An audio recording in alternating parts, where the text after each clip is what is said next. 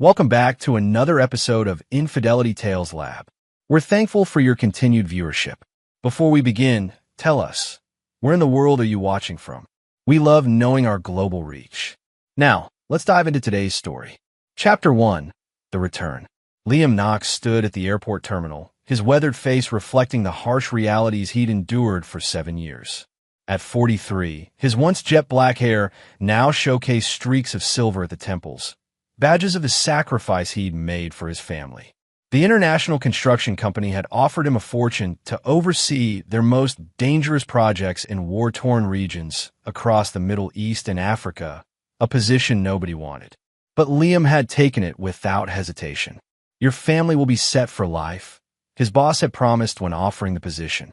For 7 years, Liam had lived in shipping containers and temporary housing, breathing dust and dodging militant attacks, all while sending 90% of his substantial salary home to his wife Diana and their 2 children, Audrey and Cooper. He'd missed birthdays, anniversaries, graduations, sacrificing presents for prosperity.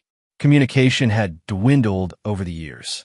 At first, Diana's video calls were frequent, the children always eager to see him. By year 3, they became monthly affairs. By year 5, they were rare, with Diana citing poor connection or the children being busy. But Liam persisted, building their future from afar.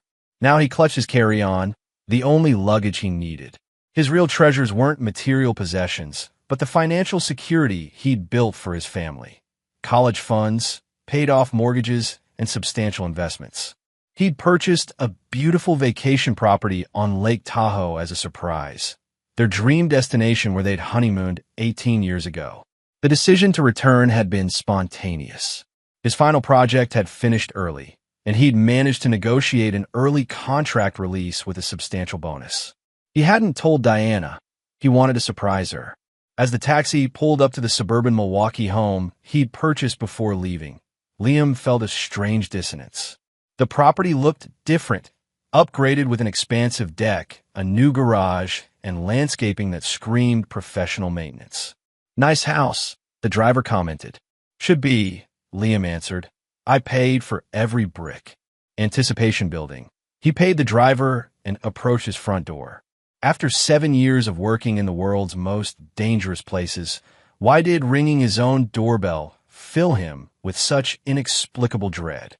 He pressed the bell, hearing the unfamiliar chime. They'd changed it. Then again, 7 years was enough time for many changes. The door swung open. Diana stood before him, her auburn hair now expertly highlighted, wearing designer clothes he didn't recognize. For a moment, she froze, her face draining of color. No running into his arms. No tears of joy. No warm welcome. "Liam," she finally stated, her voice flat. From behind her, Audrey appeared, now 17 and practically a woman. Next to her stood Cooper, 14, almost as tall as his sister. Neither showed a flicker of recognition. "Mom," Audrey whispered, "who's this guy?" "Nobody," Diana answered sharply, her eyes never leaving Liam's. "Nobody important." A knife to the heart would have been less painful. "Diana, it's me," Liam said, his voice strong despite the confusion. "I'm home." The project finished early. Cooper stepped forward protectively. "Mom said you should leave." Before Liam could respond, another voice called from inside the house. "Diana, who's at the door?" A tall man with salt and pepper hair appeared behind his family, resting his hand possessively on Diana's shoulder. He wore a cashmere sweater and had the manicured look of someone who'd never worked a day of hard labor in his life. "Who's this?" Liam demanded, his contractor's hands, calloused and strong, clenching into fists. Diana finally found her voice. "This is Roland. Roland Baxter. My fiancé." Fiancé. The word felt like acid on Liam's tongue.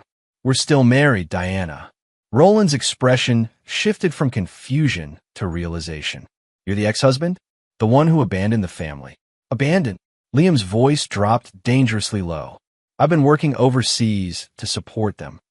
"That's not how Diana tells it," Roland replied smoothly. "She said you chose money over family and disappeared years ago." Before Liam could correct this outrageous lie, a car pulled into the driveway. His younger brother Oscar stepped out, expression changing from casual to shock when he spotted Liam. "Well, look who finally crawled back," Oscar called, approaching with a bitter smile. The moneymaker finally failed? Liam stared at his brother, the same brother he'd been sending support payments to for years after Oscar's business had tanked. The same brother who should have been checking on his family while he was away. "Why are you here, Oscar?" Liam asked, his voice calm but deadly. "Sunday dinner," Oscar shrugged. "Roland invited me. He's good like that, takes care of the family. Unlike some people." Behind Oscar, another car arrived. Diana's father, Walter, emerged, his weathered face twisting into a sneer upon seeing Liam. "Why would you show your face now?" Walter spat. "After what you put my daughter through." Liam stood there, surrounded by people he'd sacrificed everything for, all regarding him as an intruder. Even Max, the German shepherd he'd brought home as a puppy before leaving, growled from behind Cooper's legs, not recognizing his original master. In that moment, Liam understood. This wasn't a misunderstanding. This was a complete rewriting of history. He stepped back, his face betraying nothing of the volcanic rage building inside him. "I understand," he said simply. Their relief at his apparent retreat was palpable. "I'll be in touch," he added, turning to leave. "Don't bother," Diana called after him. "We've moved on." Liam walked away without looking back, his mind already shifting from shock to something colder and more calculated. 7 years in conflict zones had taught him many things, including how to identify enemies and plan strategic responses. They had no idea what they'd just awakened. Chapter 2: Revelations. Liam checked into the Grayson Hotel downtown, a modest establishment where he could collect his thoughts. The spacious suite felt empty compared to the shipping container that had been his home for years, but at least here he could think clearly. His phone buzzed, a text from Bernard Whitfield, his financial advisor and one of the few people who had kept in regular contact during his overseas stint.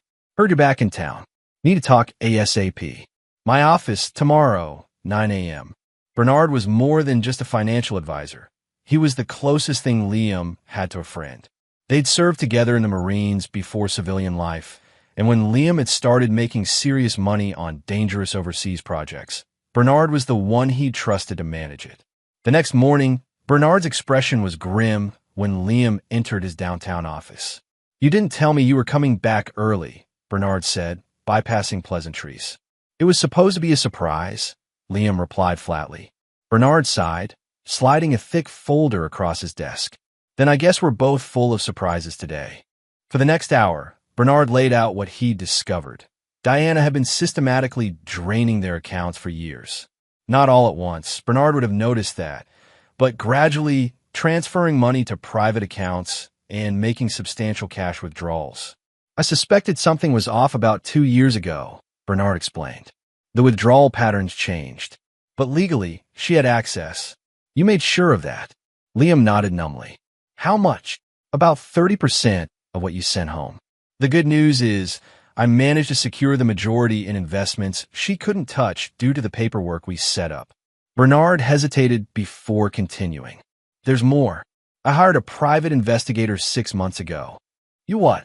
Something felt wrong, Liam. The way she dodged questions about investment priorities during our quarterly calls.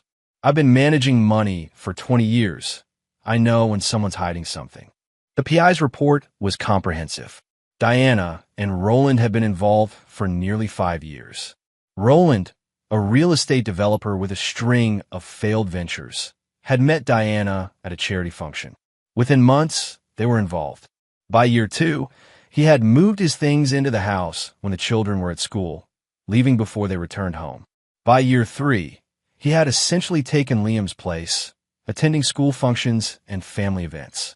Most damning were the conversations the PI had recorded. Diana and Roland laughing about the sucker overseas who kept sending money while Roland enjoyed his wife and home. "I'm sorry," Bernard said quietly. "If I'd known earlier." Liam shook his head. "Not your fault." "There's one more thing," Bernard added reluctantly. "Your brother Oscar has been part of this too. He's been working for Roland's company for the past 4 years, despite the monthly support payments you've been sending him." The betrayal was complete. Diana, Roland, Oscar, possibly even his children, all benefiting from his sacrifice while erasing him from their lives. What are you going to do? Bernard asked, concerned by Liam's eerie calm. First, I need a complete picture, Liam answered. Diana filed for divorce 3 years ago, used abandonment as grounds. But I never received any paperwork. Bernard's expression darkened. They used your overseas address, knowing mail delivery was unreliable in conflict zones. When you didn't respond, they proceeded with a default judgment. So legally, you're divorced. But the financial settlement is still pending. Diana's lawyer has been pushing for the court to liquidate everything, including your protected investments. Liam nodded slowly. Who's her lawyer? Guy named Philip Thornton. Thornton, Liam repeated, memorizing the name. And Roland's business? Baxter Development Group. They've been buying up properties on the north side. Nothing spectacular, but they've secured some interesting zoning variances recently. Liam stood, his decision made. I need you to do something for me, Bernard. Liquidate $5 million from my overseas accounts. I want cash, bearer bonds, and gold, untraceable. And I need a secure location to store it. Bernard's eyebrows shot up. Liam, what are you planning? Information gathering, Liam replied with a smile that didn't reach his eyes. Just need operating capital. This sounds more like war preparation. Liam's expression turned hard. That's exactly what it is.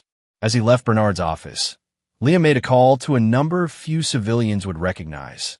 A private security contractor who owed him several favors from their time in Kandahar. Jackson, it's Knox. I'm calling in those markers. I need a team. Discreet, thorough, and with nothing to lose. Chapter 3. The Architect of Revenge. Liam established his base of operations in a luxury penthouse apartment downtown, paid for in cash through a shell company Bernard had quietly established years earlier as part of Liam's investment portfolio. The 3-bedroom space offered panoramic views of the city and, more importantly, complete privacy. Within 2 days, his team began to assemble. First came Mira Voss, a cybersecurity specialist with a background in both government and private sector work. Her slight frame and quiet demeanor belied her reputation as one of the most formidable hackers in the business. The payment is satisfactory, she noted, reviewing the contract. But I'm more interested in the challenge. Corporate security systems, personal devices, financial records. You're asking for complete digital penetration. Will that be a problem? Liam asked. Myra's smile was thin. Not for me. Just making sure you understand what you're purchasing.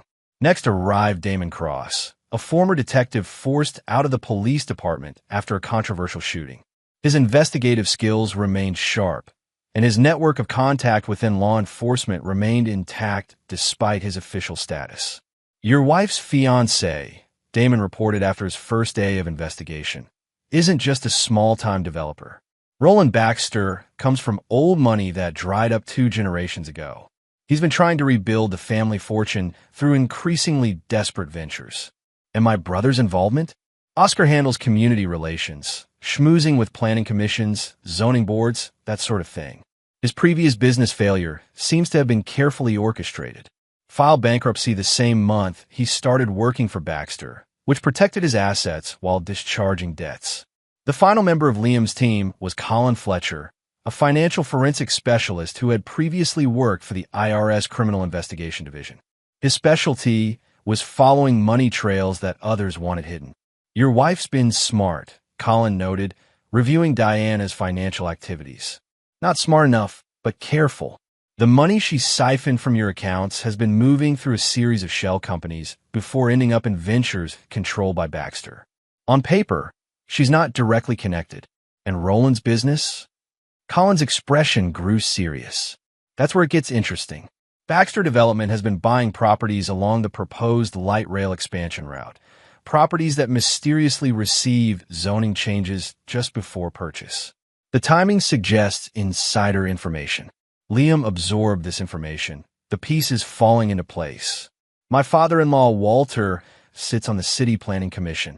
Indeed he does, Colin confirmed, and has voted in favor of every variance requested by Baxter Development.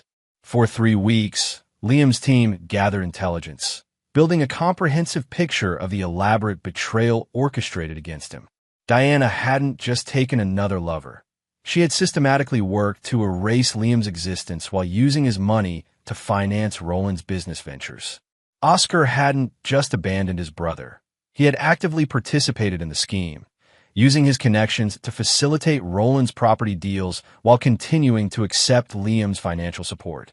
Walter hadn't just sided with his daughter. He had abused his position on the Planning Commission to provide insider information about the city's development plans, allowing Roland to purchase properties that would skyrocket in value once the light rail project was announced publicly. Even more painful was what Liam discovered about his children. Myra's digital surveillance revealed text messages showing that Audrey and Cooper had been coached on what to say when Liam returned. "Just pretend you don't remember him," Diana had instructed. "It'll be easier that way." Only Bernard had remained loyal, quietly protecting what he could of Liam's assets while trying to uncover the truth. On the 25th day after his return, Liam gathered his team in the penthouse for a final briefing. "We now have a complete picture," he announced. "Everyone's roles, motivations, and vulnerabilities are clear." "What's the objective?" Damon asked. "Evidence gathering for a legal case." Liam's expression was cold. "No, there will be no lawsuits, no police reports, no court appearances. That would be too merciful." He unrolled architectural plans across the conference table, detailed schematics of what appeared to be a resort property. "This is Lakeview Lodge," Liam explained. "A luxury retreat on Lake Tahoe I purchased 3 years ago through a holding company. It's been renovated according to my specifications, including certain custom features." The team studied the plans, their expressions growing increasingly concerned as they noted the unusual aspects of the property's design. "2 days from now, I'll be making a phone call," Liam continued. "Everyone who betrayed me will receive an invitation they won't be able to refuse. And then the real work begins." Mira looked up from the plans. "These renovations, they're designed for psychological warfare." "Precisely," Liam confirmed. "I spent 7 years in war zones, learning how environments can be weaponized. Now I'm putting that knowledge to use." "This goes beyond revenge," Colin warned. "What you're describing is justice," Liam interrupted, "delivered by the only person who still remembers what that word means." As his team exchanged uncomfortable glances, Liam's phone buzzed with a notification. It was an email from Diana's lawyer, demanding an immediate meeting to discuss the financial settlement of their divorce. Perfect timing. "Tomorrow," Liam announced, "we extend our first invitation. Diana and her lawyer will come here, thinking they're negotiating from a position of strength." His smile was terrifying in its calmness. They have no idea what's waiting for them. Chapter 4. First Blood. Philip Thornton had the polished arrogance of a lawyer who'd never lost a high-profile divorce case. His tailored suit and monogrammed cufflink spoke of success, as did his condescending smile when he entered Liam's penthouse with Diana at his side. Diana had dressed carefully for the occasion in a conservative navy suit that projected both wealth and respectability. Her expression was a practiced mask of dignified suffering, the abandoned wife finally confronting her negligent husband. "Mr. Knox," Thornton began after declining refreshments, "I appreciate your willingness to meet. Perhaps we can resolve this matter efficiently." Liam, dressed in a simple black suit that highlighted his physique, hardened by years of physical labor rather than gym workouts, gestured toward the conference table where documents were neatly arranged. "Efficiency is my specialty," he replied, his voice neutral. Diana barely glanced at him, keeping her eyes fixed on the panoramic windows. She'd clearly prepared herself to face the broken, desperate man she expected to find. "Our position is straightforward," Thornton continued, removing documents from his briefcase. "Mrs. Baxter." "Her name is still Knox," Liam interrupted quietly. Thornton's smile tightened. "According to the divorce decree finalized 3 years ago, which you failed to contest, which I was never properly served," Liam corrected. "The court found service sufficient," Thornton countered smoothly. "Regardless, the financial settlement remains open. Given your absence and the client's sole responsibility for raising your children, We're seeking full distribution of all marital assets and investments. Liam nodded thoughtfully. I see. And what about the funds already taken? Diana's head snapped toward him, her composure slipping momentarily. I don't know what you're implying, Thornton responded, but my client has only accessed what was necessary for family maintenance.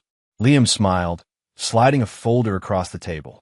Would family maintenance include $2.4 million transferred to Baxter Development Group over the past 4 years?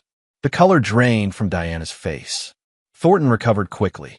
Any business investments Mrs. Knox made were within her rights as... Let me be clear, Liam interrupted, his voice still eerily calm.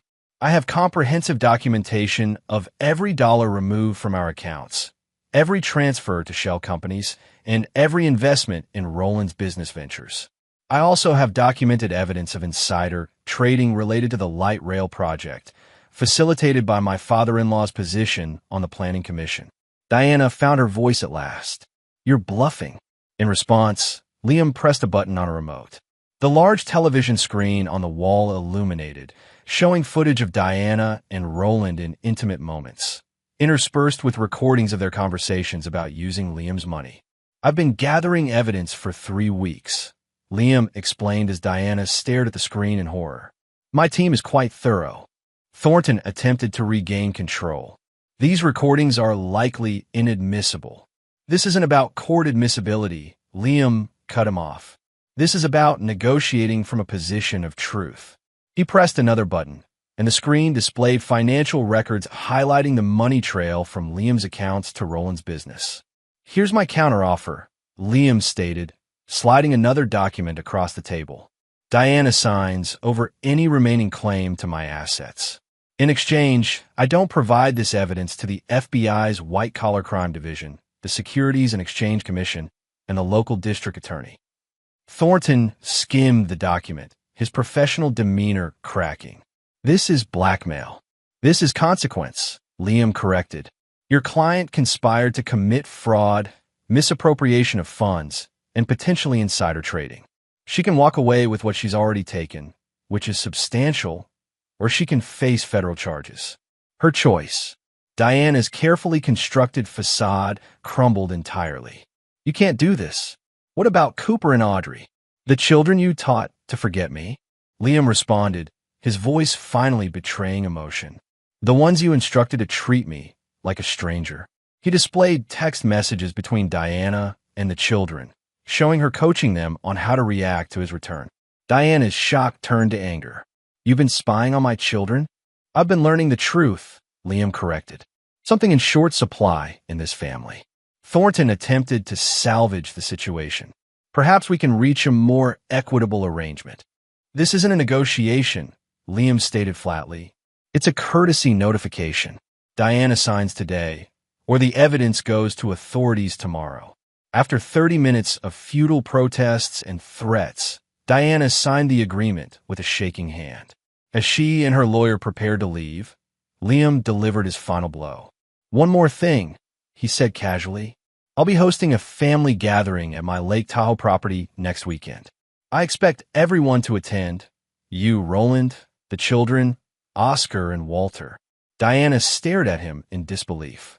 Why would we agree to that? Liam smiled coldly. Because if you don't, the evidence still goes to the authorities. Consider it a transition ceremony. One final family gathering before we go our separate ways. You're insane, Diana whispered. No, Liam replied softly. I'm finally seeing clearly. The invitation will arrive tomorrow with all details. Make sure everyone attends. After they left, Mira emerged from the adjacent room where she'd been monitoring the meeting. Phase 1 complete, she confirmed. Her phone has been cloned and the spyware is installed. We'll have access to all her communications with Roland and the others. Liam nodded, staring at the door through which Diana had just departed. Prepare the Lake Tahoe property. We move to Phase 2. Chapter 5, The Web Titans.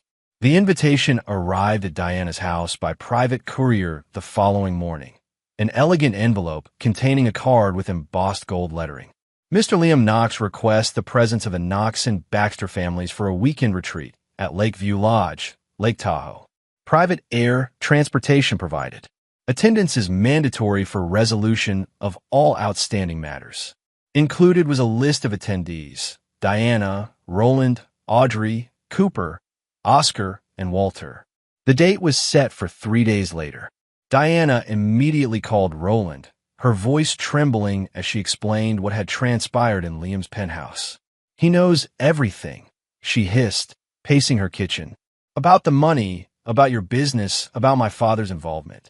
He has recordings, financial records, everything." Roland's initial bravado quickly faded as Diana detailed the evidence Liam had presented. "This is impossible," he protested. "Nobody could have gathered that much information so quickly." "Well, he did," Diana snapped. "And now he's demanding we all go to some property at Lake Tahoe." "We don't have to do anything," Roland insisted. "He's bluffing about going to the authorities." "Are you willing to risk federal charges on that assumption?" Diana demanded. "Because I'm not, and neither is my father. Walter's already called me in a panic. His entire reputation would be destroyed if this came out."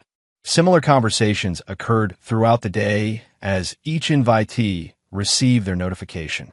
Oscar called Roland in a fury, demanding to know how Liam had discovered his involvement. Walter contacted his personal attorney, seeking assurances about potential legal exposure. From his penthouse command center, Liam and his team monitored these panicked exchanges through the surveillance network they had established. "They're reacting exactly as predicted," Damon noted, listening to the recorded calls. "They're scared but still underestimating you." "Perfect," Liam replied. "Fear makes people compliant, but overconfidence makes them careless." The next morning, Oscar made his move, arriving unannounced at Liam's penthouse. Security allowed him up per Liam's instructions. "Brother," Oscar greeted with forced joviality when Liam opened the door. "We need to talk." Liam gestured him inside without warmth. "By all means." Oscar whistled, taking in the luxury apartment. "Nice place. Different from those shipping containers you mentioned in your emails." "I saved my money," Liam replied simply. "Something you might have considered." Oscar's friendly demeanor slipped momentarily before he recovered. "Look, about this Lake Tahoe thing, it's unnecessary. Whatever issues you have with Diana and Roland, they don't involve me." Liam poured himself a whiskey, not offering one to his brother. "Is that what you think?" "I know I should have been more present while you were gone," Oscar admitted, attempting to sound sincere. "But I was dealing with my own problems. The business failure hit me hard." "Yes, the conveniently timed bankruptcy that protected your assets while discharging your debts," Liam noted. "Filed the same month you started working for Roland." Oscar's expression froze. "That's not—" "Please," Liam interrupted. "Don't insult my intelligence. You've been working as Roland's community liaison for 4 years, helping secure zoning changes through your connections, all while accepting monthly support payments from me." "I needed that money," Oscar protested weakly. "And Roland needed your connections," Liam finished. "A mutually beneficial arrangement at my expense." Oscar abandoned the pretense. "What do you want? Money? I can pay back what you sent." "I want you at Lake Tahoe," Liam answered simply. "You, Diana, Roland, the children, Walter, everyone who participated in erasing me from my own life while benefiting from my sacrifice." "For what purpose?" Liam smiled thinly. "Closure." Oscar studied his brother's face, seeing something that clearly disturbed him. "You've changed, Liam." 7 years in war zones will do that, Liam agreed. "You learn who your real enemies are." After Oscar left, Mira confirmed that the tracking software had been successfully installed on his phone during his visit, the real purpose behind Liam allowing the meeting. "Now we have full surveillance on Diana, Roland, Oscar, and Walter," she reported. "Only the children remain. They'll be at the school fundraiser tonight," Liam noted. "The one Roland is sponsoring to boost his community image." Damon raised an eyebrow. "You're attending a school function?" "No," Liam replied. "But you are, as a potential donor interested in Baxter's development projects. Get close enough to clone their phones." That night, while Damon executed his mission at the school event, Liam reviewed the final preparations for Lakeview Lodge with Colin. "The property modifications are complete," Colin confirmed. Individual rooms prepared according to specifications, security systems tested, isolation protocols functional. And our legal protection? The property is owned by an offshore corporation with no traceable connection to you. The staff has been replaced with our contracted personnel, all with proper hospitality credentials, but specialized backgrounds. The airspace has been registered for private use, and lake access is restricted to the property's private dock. Liam nodded in satisfaction. And the psychological profiles? Colin opened 5 detailed dossiers, one for each adult guest. Complete. Diana fears public humiliation above all else. Roland's primary anxiety is financial failure. Oscar cannot stand being perceived as the lesser brother. Walter's reputation in the community is his most prized possession. And the children? Colin hesitated. Audrey and Cooper are victims in this, Liam. They were manipulated. They were participants, Liam corrected coldly. They knew who I was and chose to pretend otherwise. They accepted the narrative that I abandoned them, despite years of video calls and financial support. They're teenagers. Their mother had influence, yes, but they made choices. Liam's expression softened slightly. Their rooms are different from the others, less intense. This is about education, not punishment. The following morning, a luxury SUV arrived at Diana's house to transport the family to the private airfield. Similar vehicles collected Oscar and Walter from their respective homes. As the private jet bearing his guests took off, Liam boarded his own aircraft, a military-grade helicopter that would allow him to arrive at Lakeview Lodge well ahead of them. The stage was set. The players were in motion, and Liam Knox, architect of the most meticulously planned revenge in history, allowed himself a brief moment of satisfaction before the real work began. Chapter 6. Welcome to Lakeview Lodge. Lakeview Lodge presented an image of rustic luxury nestled among towering pines at the edge of Lake Tahoe. The main building featured a massive timber frame design with floor-to-ceiling windows overlooking the crystal-clear waters. 5 private guest cabins surrounded the main lodge, each offering apparent privacy while remaining within the property's secured perimeter. The 8-acre estate was isolated from neighboring properties by dense forest on 3 sides and the lake on the 4th. A single access road connected to the main highway, while a private dock provided water access.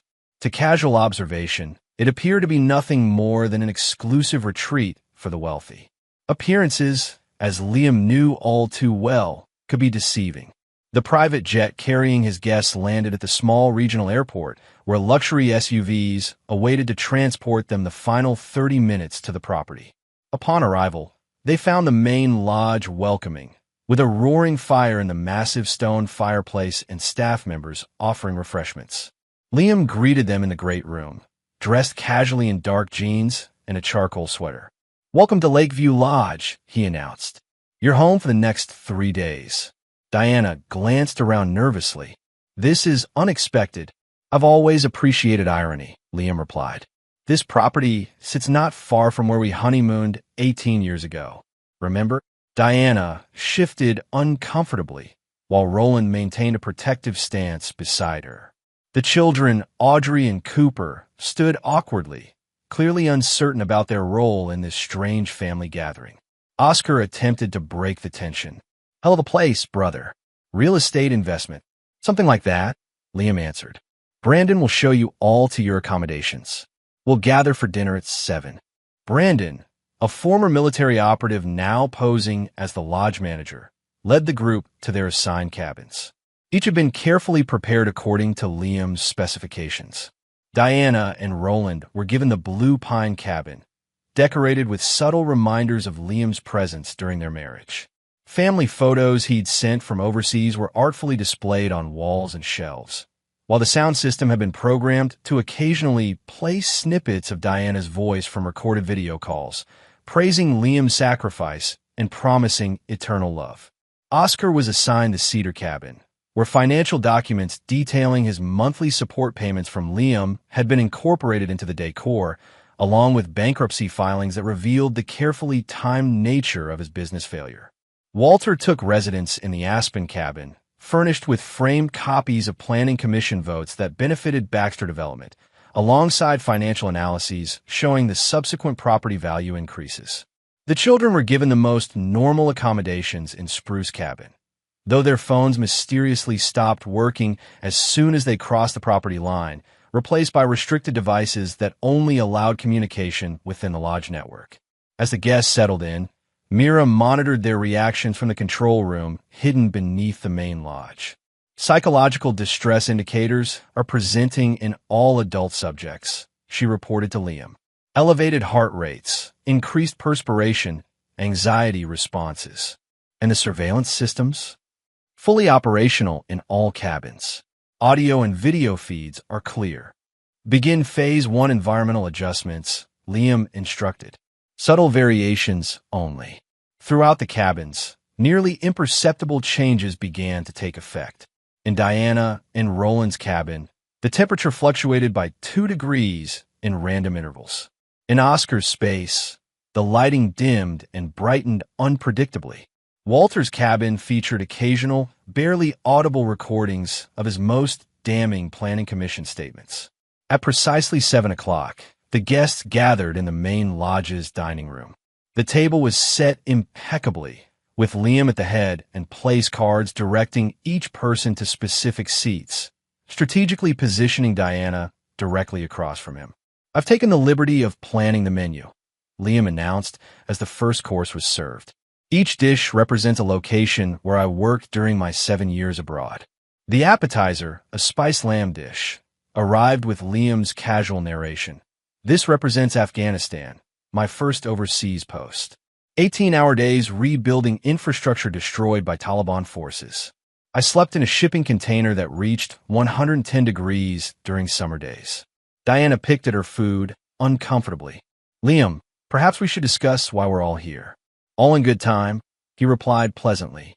"We have 3 days together. No need to rush." As the main course arrived, a North African fish preparation, Liam continued his travelogue.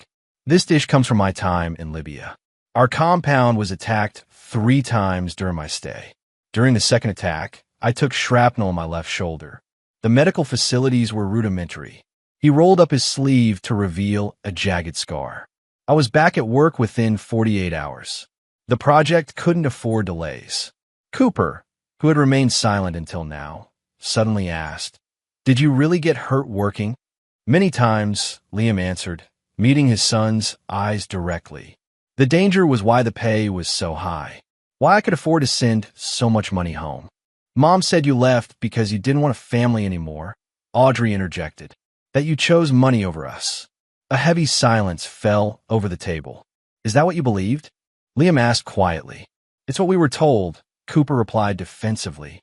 Liam nodded thoughtfully. "Tomorrow, I'll show you evidence of what actually happened.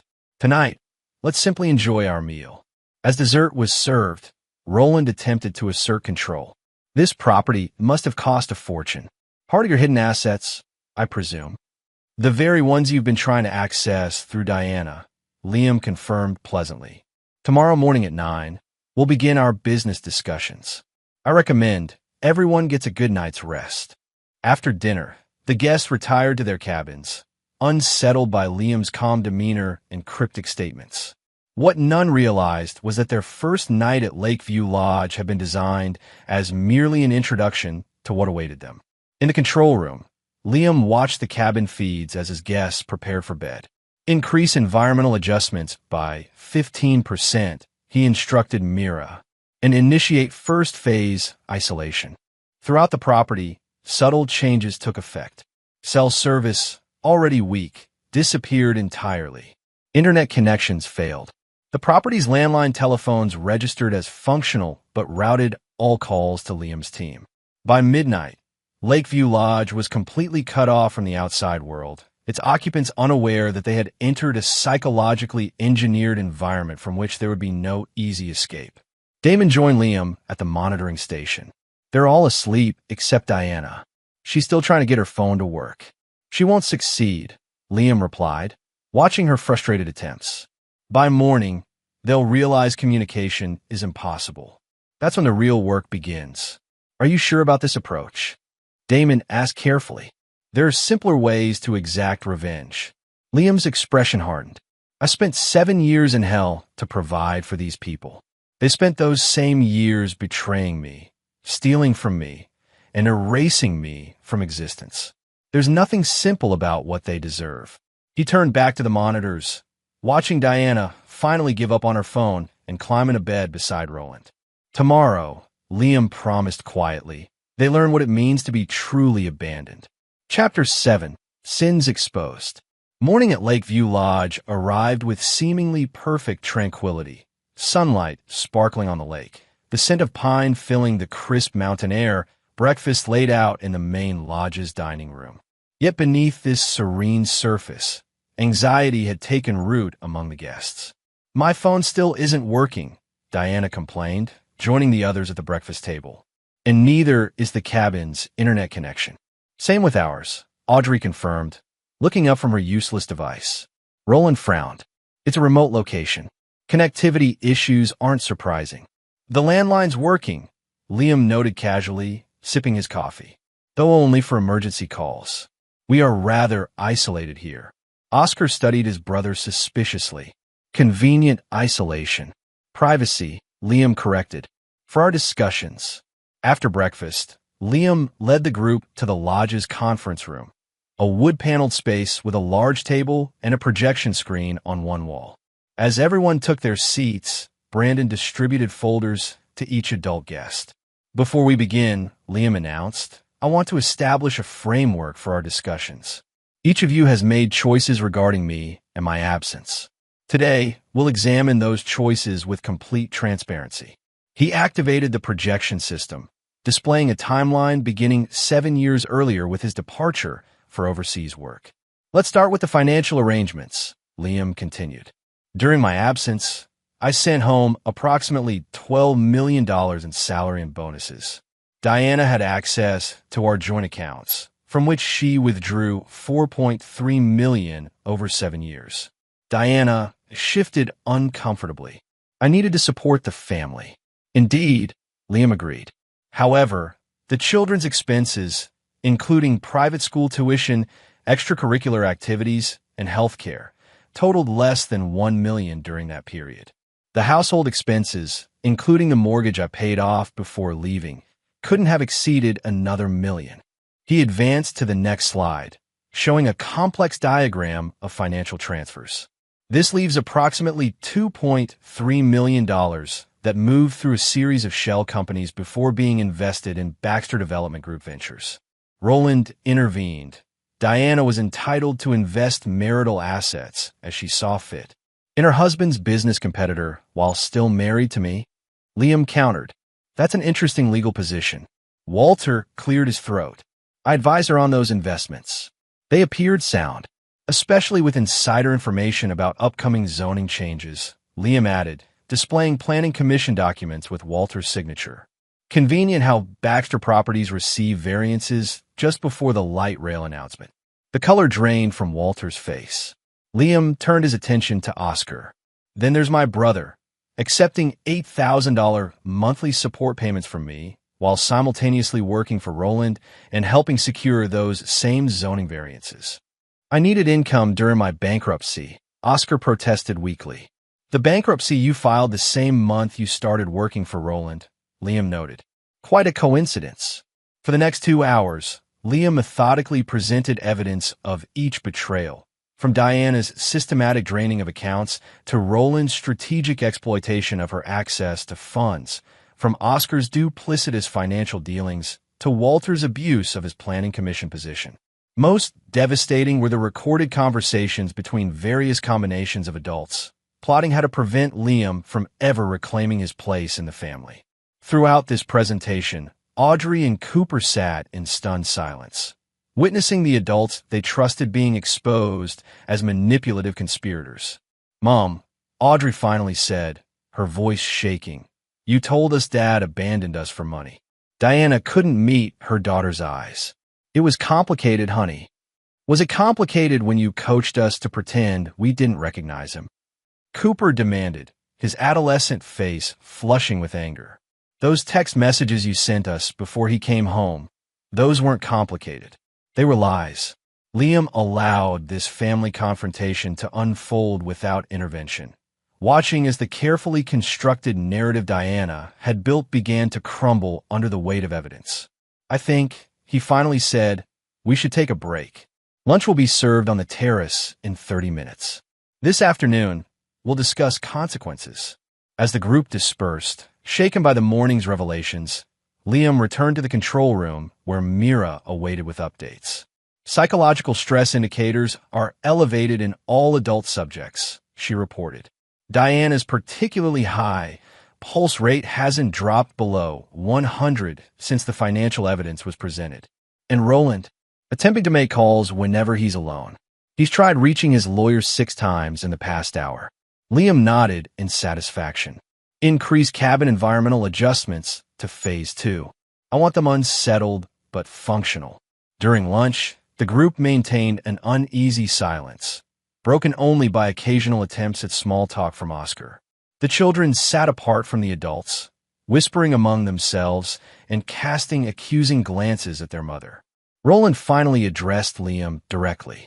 "What's your endgame here? Money? You've clearly protected most of your assets.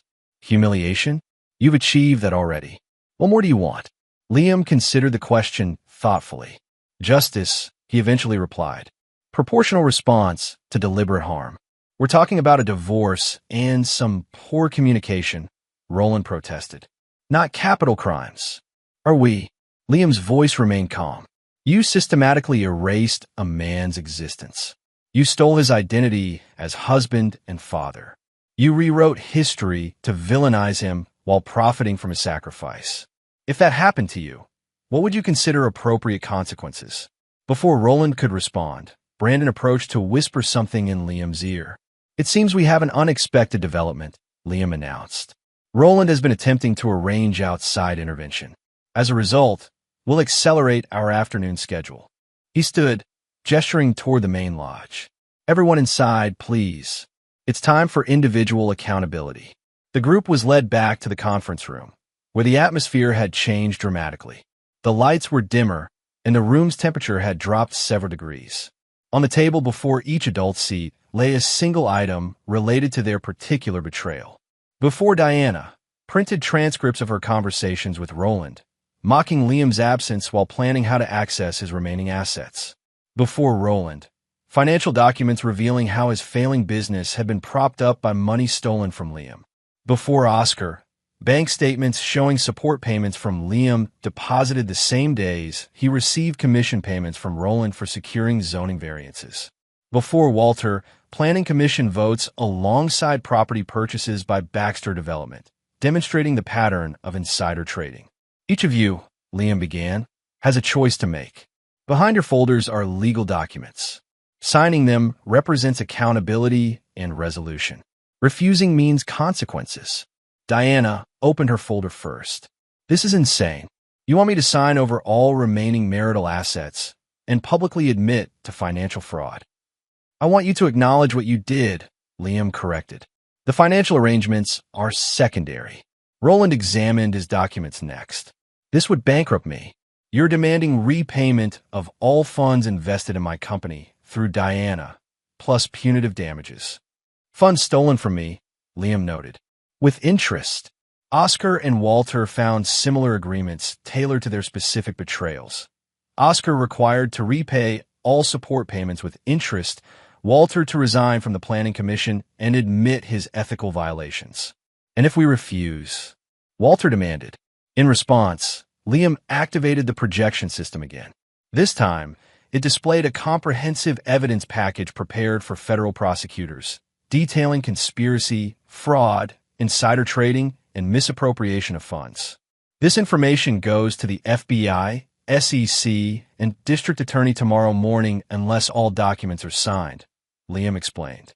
"I've already provided a preliminary report that's triggered an investigation into the light rail property purchases. This evidence would conclusively link all of you to the conspiracy." "You destroy your children's mother?" Diana challenged. "You destroyed their father," Liam countered without hesitation. "They deserve to know what kind of people raised them." As the adults argued and negotiated, Audrey suddenly stood. "We want to talk to our father," she announced, indicating herself and Cooper. "Alone?" Liam nodded, leading the teenagers to a small study adjacent to the conference room. Once inside, Cooper immediately confronted him. "Did you really send all that money home for us?" "Every month," Liam confirmed, along with letters, emails, and video calls that became increasingly one-sided over time. Audrey's eyes filled with tears. "Mom said you stopped calling because you didn't care anymore." "I never stopped," Liam said quietly. "Eventually, Diana stopped putting you on the calls. Then she stopped taking them altogether." "Why didn't you just come home?" Cooper demanded. "The contract had severe penalties for early termination," Liam explained. "And the final 2 years paid triple the annual salary, money I intended for your college funds."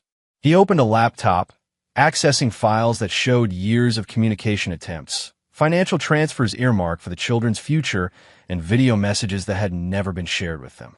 "I'm not blameless," Liam admitted. "I chose distance to provide security. I trusted your mother to maintain our family while I was away. Both were mistakes I'll always regret." Audrey studied him with new awareness. "What happens to Mom if she doesn't sign your papers?" "She faces potential federal charges, along with Roland, your grandfather, and Uncle Oscar." "And what happens to us?" Cooper asked, his young face showing the strain of these revelations. For the first time, Liam's composed facade cracked slightly. "That depends partly on your choices. You're approaching adulthood. You have agency in determining your path forward. Would you want us in your life?" Audrey asked directly. "After we pretended not to know you?" Liam considered his answer carefully. "You were manipulated by adults you trusted. That doesn't erase the hurt, but contextualizes your actions. We could establish a relationship if you wanted that." The siblings exchanged glances, communicating silently in the way only close siblings can. "We need time to think," Cooper finally said. "Take all the time you need," Liam replied. "My door remains open." As they returned to the conference room, they found Diana, Roland, Oscar, and Walter in intense discussion, calculating their limited options. The atmosphere was tense with the recognition that Liam had executed a nearly perfect trap. "We'll need our own legal counsel before signing anything," Roland insisted. "Of course," Liam agreed reasonably. "You're welcome to consult attorneys tomorrow when communication with the outside world resumes. Tonight, you'll have time to consider your positions." He checked his watch. "Dinner will be served at 7. Until then, you're free to enjoy the property. Though I advise staying within the perimeter, the surrounding forest can be treacherous for those unfamiliar with the terrain." As the group dispersed, Liam returned to the control room where his team awaited. "They'll try to leave," Damon predicted. Roland and Oscar already attempted to reach the access road, Mira confirmed, monitoring the property surveillance. They turned back when they realized how dense the forest becomes. Liam nodded, unsurprised. They'll spend the afternoon searching for ways to escape or communicate. By dinner, they'll understand there are none. "Is that ethical?" Colin questioned hesitantly. "Is what they did to me ethical?" Liam countered. "They've had years of freedom while benefiting from my sacrifice. They can endure one night of isolation while contemplating their actions." As predicted, the afternoon saw various escape attempts by the adults. Roland and Oscar tried navigating to the main road, but became disoriented in the woods. Walter attempted to signal passing boats on the lake, only to discover the property's shoreline was designed to be invisible from the water. Diana searched desperately for communication devices, finding none that functioned. Only the children remained in their cabin, processing the day's revelations and discussing their options. By dinner time, a storm had moved across the lake, adding nature's fury to the psychological pressure building within Lakeview Lodge.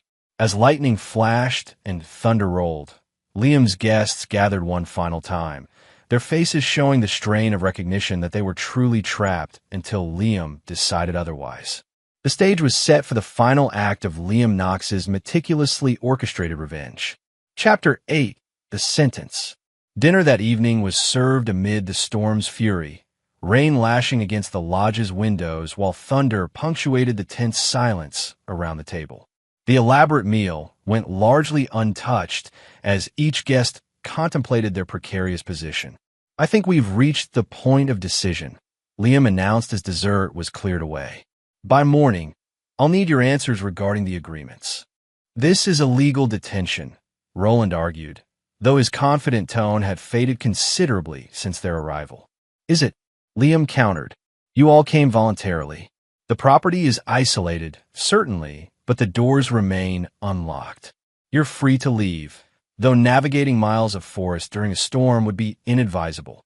Diana, who had remained quiet through most of dinner, finally spoke. "What happens if we sign? What guarantee do we have that you won't send the evidence to authorities anyway?" "You have my word," Liam replied simply. Oscar laughed bitterly. "Your word? After all this elaborate revenge plotting, you expect us to trust your word?" "I spent 7 years honoring my commitments under the most dangerous conditions imaginable," Liam stated, his voice hardening. "I said I would provide for my family, and I did, beyond what most men could offer. Every promise I made, I kept." He looked around the table, meeting each adult's eyes in turn. "Which of you can say the same?" The silence that followed was answer enough. "You have until breakfast to decide," Liam concluded, standing from the table. "Choose wisely."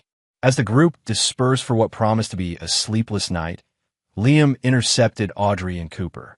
"A moment, please."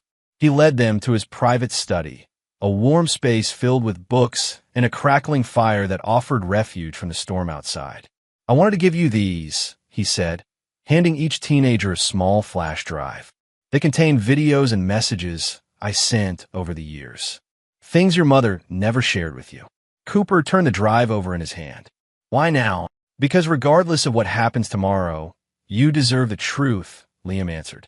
"Not my version or your mother's version, but the objective reality of what transpired." "And what about us?" Audrey asked. "Are we part of your revenge plan too?" Liam's expression softened. "No, you're both victims of the adults' choices, mine included. The agreements I've prepared include provisions for your future, regardless of your relationship with me." "What kind of provisions?" Cooper asked suspiciously. "College funds, independent of Diana or Roland's finances. Housing allowances when you're ready. Career mentorship if you want it."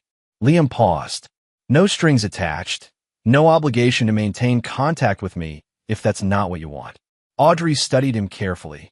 "Why would you do that after how we treated you?" "Because that's what a father does," Liam answered simply. "Protects his children's future, even when it's difficult, even when it hurts."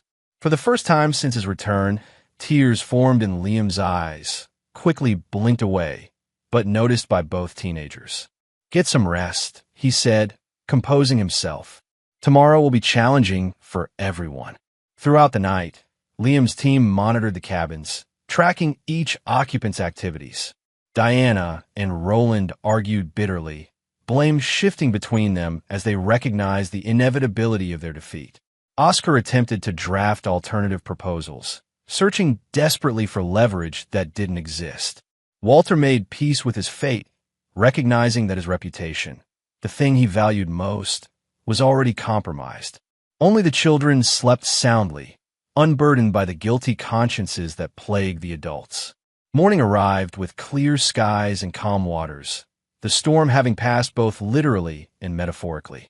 As breakfast was served, Liam noted the resigned expressions on the adults' faces. "Your decisions?" he inquired after coffee had been poured. One by one, they capitulated. Diana signed the agreement, surrendering all claims to Liam's assets and acknowledging her financial misdeeds. Roland committed to repaying the misappropriated funds, effectively bankrupting his over-leveraged business. Oscar accepted responsibility for his duplicity and the required restitution. Walter agreed to resign from the Planning Commission with a statement acknowledging ethical violations. "Wise choices," Liam commented, collecting the signed documents. "Brandon will return your phones and restore communications. Vehicles are waiting to transport you to the airport whenever you're ready to depart." "That's it?" Diana asked incredulously. "After all this, we just leave?" "What did you expect?" Liam inquired. "Physical retribution? Prolonged suffering?" "I'm not a monster, Diana. I simply wanted accountability."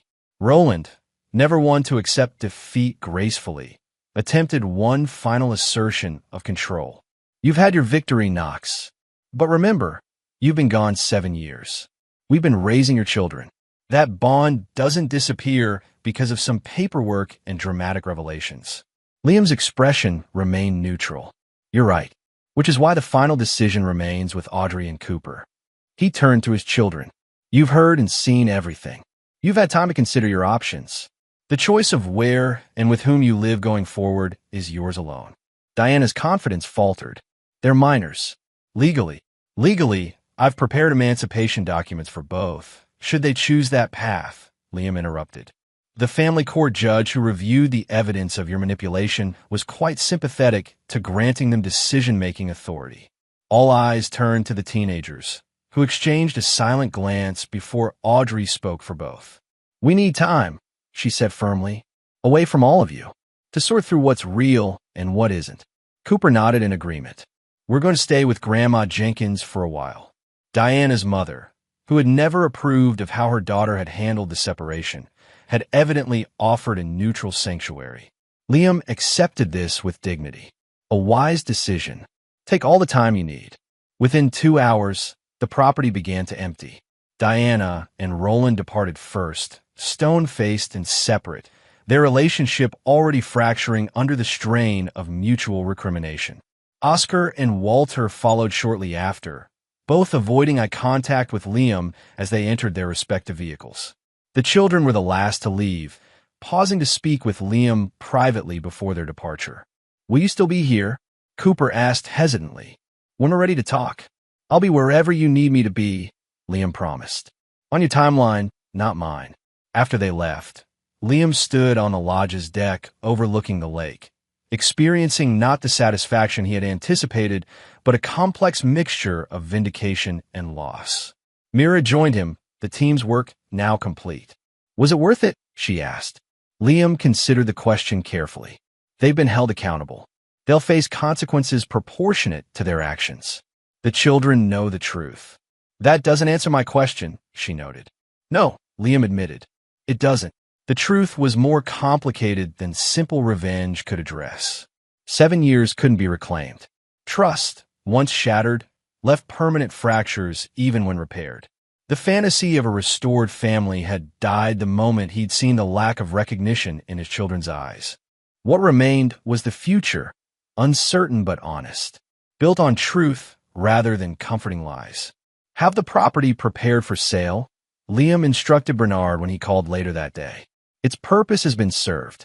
Chapter 9. Ashes and Rebirth. 6 months passed before Liam Knox returned to Milwaukee. He had spent the interim traveling, not to conflict zones this time, but to places of personal significance.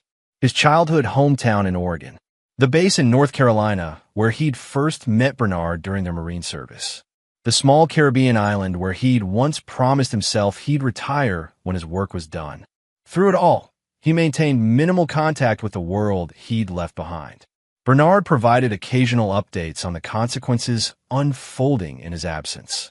Diana and Roland had separated, their relationship unable to withstand the financial collapse of Baxter Development and the public humiliation that followed. Roland had declared bankruptcy, his investors abandoning him after learning of his unethical financing methods. Oscar had sold his home to repay Liam and moved to Arizona, seeking a fresh start away from the reputation he'd earned. Walter had resigned from the Planning Commission amid a quiet ethics investigation, his standing in the community permanently diminished. The children had remained with Diana's mother, attending therapy and rebuilding their sense of reality after years of manipulation. They occasionally sent brief messages to Liam, not ready for direct contact, but maintaining a tenuous connection. When Liam finally returned to Milwaukee, it was to a luxury apartment downtown. Not the penthouse command center, but a simpler space overlooking the river. His revenge completed, he had no need for elaborate surveillance or strategic positioning. His first visitor was Bernard, arriving with the final accounting of Liam's financial empire, now secured against further attempts at misappropriation. You could retire comfortably, Bernard noted, reviewing the figures. Never work another day if you didn't want to. Liam shook his head. Idleness doesn't suit me. Then what's next? The question lingered between them, the true purpose of Liam's return still unspoken. "I've been offered a position with the International Infrastructure Coalition," Liam finally revealed, "overseeing rebuilding projects in regions recovering from natural disasters." Bernard raised an eyebrow. "Back to dangerous locations?" "Challenging ones," Liam corrected, "but with better accommodations than shipping containers." Before Bernard could respond, Liam's phone chimed with a message. He checked it, his expression revealing nothing. "Audrey and Cooper," he explained. "They want to meet." The following day, Liam sat at a quiet table in a neutral location, a bookstore cafe chosen by the teenagers. When they arrived, he was struck by how much they'd changed in 6 months. Both stood taller, their faces showing the maturity that comes from confronting difficult truths. "Thank you for coming," Liam greeted them, restraining the urge to embrace children who were still essentially strangers. "We've been watching the videos you gave us," Audrey began once they were seated, "and reading the letters." "There were so many," Cooper added quietly. "Mom said you only sent a few." Liam nodded, unsurprised. "What matters is that you have them now." For nearly 2 hours, they talked, tentatively at first, then with increasing openness. The teenagers shared their experiences since Lake Tahoe, the therapy that was helping them process years of manipulation, their cautious reconnection with Diana under their grandmother's watchful supervision. "Mom's different now," Audrey explained, "without Roland's influence. She's more like we remember from when we were little. Grandma makes her take responsibility," Cooper added with a hint of satisfaction. "No more lying." Liam listened without judgment, recognizing the children's need to rebuild a relationship with their mother despite her betrayal. "People can change when properly motivated," he acknowledged. As their conversation wound down, Cooper finally asked the question that had clearly been weighing on both teenagers' minds. "Are you staying in Milwaukee?" "My new position begins in 3 weeks," Liam explained. "It will involve international travel, but not like before. Shorter projects, regular returns to a home base." "Here," Audrey pressed. Liam studied his children carefully. "That depends partly on you. There's nothing keeping me in Milwaukee except the possibility of knowing you both." The siblings exchanged one of their communicative glances before Cooper responded. "We'd like that. To try at least. Then I'll establish my base here," Liam promised. "On your timeline, not mine." As they prepared to leave, Audrey hesitated before asking one final question. "Do you hate Mom for what she did?" Liam considered this carefully. "Hate requires continued investment in someone else's significance. Diana no longer holds that place in my life." "That's not really an answer," Cooper observed with surprising insight. "No," Liam acknowledged with a small smile. "It's not." The truth was more nuanced than he could express to his children. He didn't hate Diana. Hatred would imply ongoing emotional engagement. What he felt was something colder and more final, the complete excision of someone who had once been central to his existence. In the weeks that followed, Liam established a new rhythm to his life. He prepared for his upcoming position while creating space in his schedule for regular contact with Audrey and Cooper. They began with supervised visits, gradually progressing to day trips and eventually weekends at his apartment. Diana remained peripheral to this developing relationship, not directly oppositional, but maintaining cautious distance. The divorce settlement had left her financially secure but humbled, her social standing diminished by the revelations about her conduct. 2 days before Liam was scheduled to depart for his first international assignment, he received an unexpected visitor. Diana stood at his apartment door, her appearance markedly different from their last encounter. Gone were the designer clothes and perfect styling, replaced by simpler attire and a face that showed the strain of recent months. "May I come in?" she asked, her voice lacking its former confidence. Liam stepped aside wordlessly, allowing her entry but not offering refreshment. The gesture was clear. She was permitted presence but not hospitality. "The children tell me you're leaving again," Diana began, standing awkwardly in his minimalist living room. A 2-week assessment in the Philippines, Liam confirmed, followed by regular returns to Milwaukee. Diana nodded, seemingly relieved. "That's good. For them. Why are you here, Diana?" She took a deep breath. to acknowledge what I did. Properly. Not under coercion or threat, but voluntarily. I don't need your acknowledgement, Liam replied coldly. The legal documents covered everything necessary. This isn't for you, Diana countered with unexpected directness. It's for me. My therapist says I can't move forward without taking full. For several minutes, she spoke without interruption, detailing her gradual slide from lonely wife to active conspirator, her initial rationalization that the children needed stability more than distant financial support, her eventual embrace of the freedom and wealth Liam's absence provided without the inconvenience of his participation.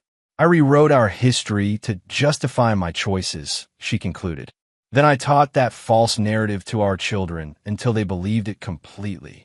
Throughout this confession, Liam's expression remained impassive. When Diana finally fell silent, he asked simply, "Is that all?" His coldness seemed to wound her more than anger would have. "You'll never forgive me, will you?" "No," Liam confirmed without hesitation. "Forgiveness implies a continued relationship. Ours ended the moment you taught our children I was nobody." Diana flinched but didn't disagree. "What about the children? How do we co-parent from this position?" "We don't," Liam stated flatly. "They're old enough to navigate relationships with each of us individually.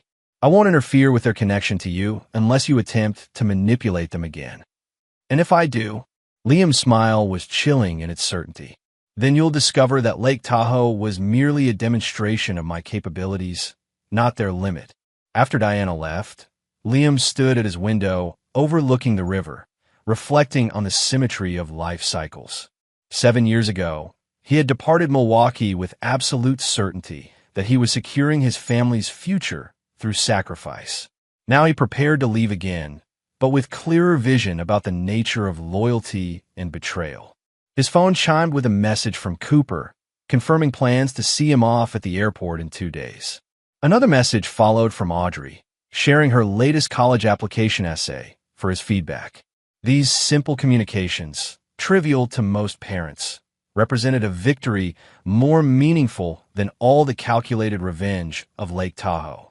His children were choosing to rebuild a relationship with him, one honest interaction at a time.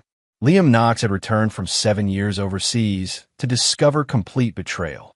He had engineered meticulous consequences for those who had wronged him. But in the ashes of his former life, something unexpected had emerged. The possibility of authentic connection unburdened by illusion. He would never forgive those who had betrayed him.